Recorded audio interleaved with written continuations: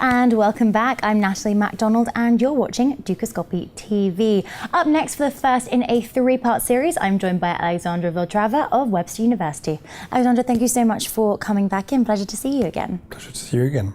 Okay, now in our first episode, as it were, we're going to be discussing the Marshall Plan. Firstly, can you tell us what exactly this refers to?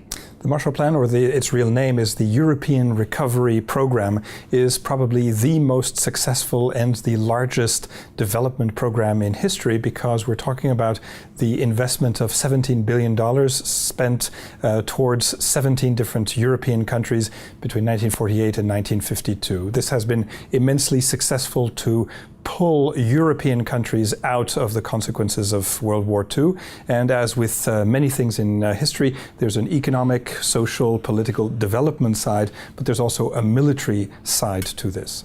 Now, I know this forms sort of part of a paper discussion. What sparked your investigation into the Marshall Plan?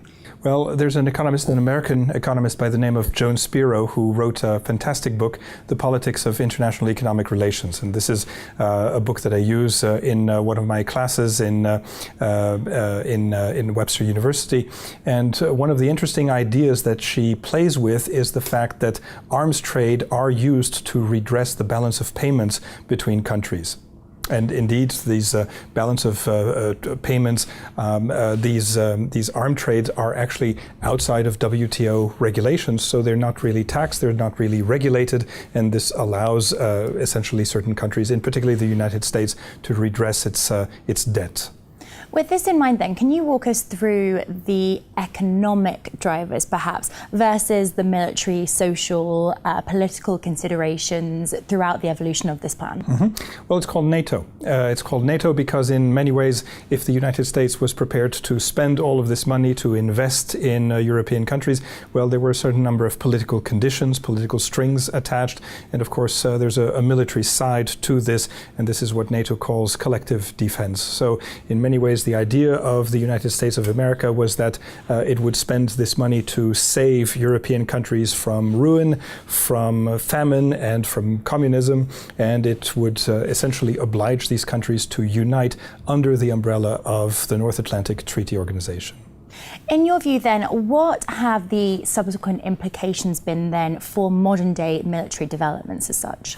It's a very interesting point. This is a paper that I presented in Belgium a few days ago. In short, until the mid-1960s, the United States was willing and was able, it had the economic stamina to pay for all of this collective defense. And the United States was essentially bringing most of the funding in what was called the Military Assistance Program, which is the military side of the Marshall Plan.